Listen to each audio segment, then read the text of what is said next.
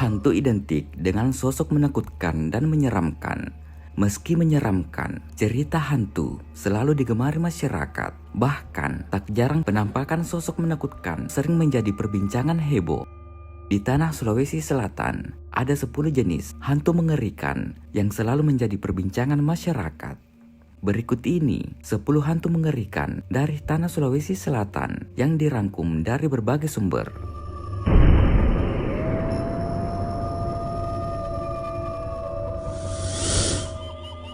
Yang pertama, Popo atau Popo.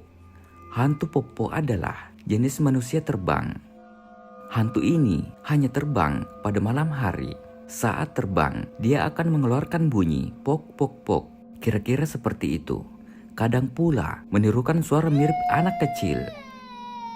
Manusia yang menjelma menjadi hantu Popo pada malam hari memiliki ciri-ciri seperti mata selalu memerah, suka meludah-ludah, dan gesit bekerja pada siang hari. Pada malam hari, hantu Popo terbang mencari buah-buahan, ikan, dan hasil kebun seperti jagung muda.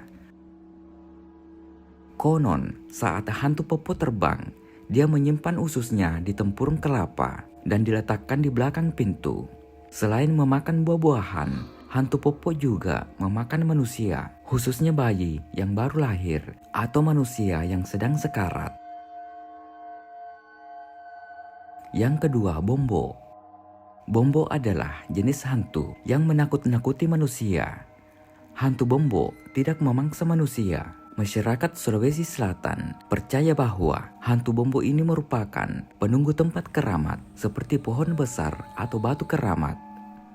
Hantu Bombo sering muncul dalam berbagai bentuk, seperti tangan atau kepala yang sedang terbang. Bisa pula dalam bentuk buah-buahan seperti pisang atau kelapa terbang. Yang ketiga, Petitong atau Betitong. Petitong atau Petitong adalah sosok manusia yang menjelma menjadi hantu. Betitong bisa muncul pada malam hari dan bisa pula pada siang hari. Namun, hantu ini lebih sering terlihat pada malam hari. Petitong sering muncul di daerah yang kotor, seperti tempat pembuangan sampah. Mereka kerap terlihat menggaruk-garuk sampah atau muncul di tempat pembuangan kotoran manusia. Pada malam hari, Petitong berjalan dengan menggunakan cahaya yang dari lubang hidungnya. Cahaya itu terlihat bola api kecil yang keluar masuk dari hidung. Hantu Betitong juga dikenal sebagai pemangsa ganas, terutama pada orang sakit yang sudah sekarat. Yang keempat, Parakang. Parakang adalah jenis hantu manusia mirip siluman. Parakang cukup berbahaya, bisa memangsa manusia, khususnya anak kecil. Parakang bisa muncul pada malam hari, tapi juga siang hari, khususnya pada saat hujan gerimis yang disertai terik matahari yang cukup panas. Ciri-ciri hantu parakang yakni hidung agak merah, mata sangat tajam, dan memiliki bau khas. Di saat ia sedang mengganas dan mencari mangsa, rambutnya diacak-acak sehingga wajahnya tak terlihat. Parakang sangat doyakan memangsa bayi dan anak-anak.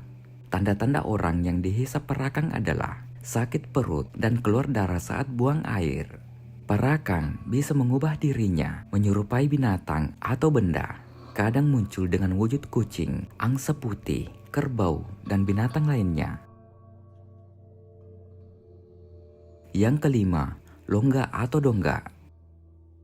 Longga atau Dongga diimajinasikan sebagai hantu dengan tubuh berbentuk bayangan hitam yang sangat tinggi. Tingginya bisa setinggi pohon kelapa.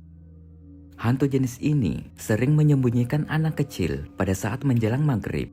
Hantu Longga ini terkenal di daerah Sulawesi Tenggara. Konon, anak yang disembunyikan oleh Longga bisa jadi ada di sekitar rumah, tapi tidak bisa dilihat oleh orang yang mencarinya. Anak-anak yang diculiknya akan diberi makan kaki seribu, cacing, dan binatang menjijikkan lainnya. Yang keenam, Asu Panting atau Asu Pating. Asu Panting adalah serigala versi Bugis. Hantu ini memiliki kemampuan lari yang sangat cepat. Kedua kaki depannya lebih pendek dari kaki belakangnya. Jika orang Bugis zaman dulu melihat kanguru, pasti langsung mengklaim asu panting. Tidak ada orang yang pernah bertemu langsung dengan asu panting ini. Orang hanya bisa mendengar lolongannya yang khas pada malam hari. Asu panting ini memiliki bulu yang sangat halus, sehingga tak bisa terlihat oleh mata kepala. Jika menginjak bulunya, konon kaki akan bengkak dan sulit untuk disembuhkan. Orang di kampung yang melihat kaki orang diabetes pasti mengklaim sudah diinjak bulu asu panting. Yang ketujuh, dompe. Hantu dompe merupakan sosok orang bertubuh kecil dengan dua telinga yang sangat lebar. Telinga itulah yang akan dia gunakan untuk terbang. Hantu ini populer di Bugis Bone, Sulawesi Selatan. Yang kedelapan, Talu Anak. Talu Anak adalah jenis hantu roh seorang perempuan yang muncul bila kabut turun. Konon, Talu Anak ini suka menyembunyikan anak kecil, tetapi tidak diapa-apakan, hanya disembunyikan. Di daerah Sinjai Barat, sering terdapat anak kecil yang disembunyikan oleh Talu Anak. Mereka biasanya menyembunyikan anak-anak tersebut di hutan selama 3 hari. Yang kesembilan, Kandoleng. Kandoleng adalah jenis hantu perempuan berbaju putih yang punggungnya berlubang. Hantu ini mirip dengan kuntilanak di tanah Jawa. Kandoleng kerap menjelma sebagai momok menakutkan di kalangan masyarakat Sulawesi Selatan dan Sulawesi Tenggara. Suaranya yang khas membuat siapapun merasa takut.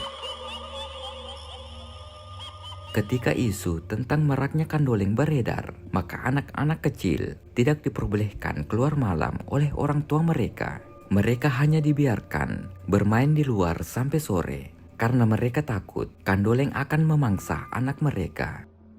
Kemunculan kandoleng lumrahnya di pohon-pohon berbatang besar dan berdaun lebat. Yang ke-10, Kongkong Pancing. Hantu Kongkong Pancing bermukim di Gunung Bawah Karaeng. Kongkong Pancing ini punya grup dalam menyatroni kampung-kampung pada malam hari. Grup dari Kongkong Pancing ini sendiri terdiri dari si Kongkong Pancing sendiri atau seekor anjing siluman, burung siluman, kuda siluman, dan si penunggang kuda yang merupakan bos dari siluman tersebut. Mungkin cukup untuk konten kali ini membahas tentang 10 hantu paling mengerikan di Sulawesi Selatan. Semoga bermanfaat. Jika ada kesalahan mohon dimaafkan. Tetap ikuti konten-konten kami selanjutnya di channel Mungkar. Mari berwisata sejarah dan budaya. Wassalamualaikum warahmatullahi wabarakatuh.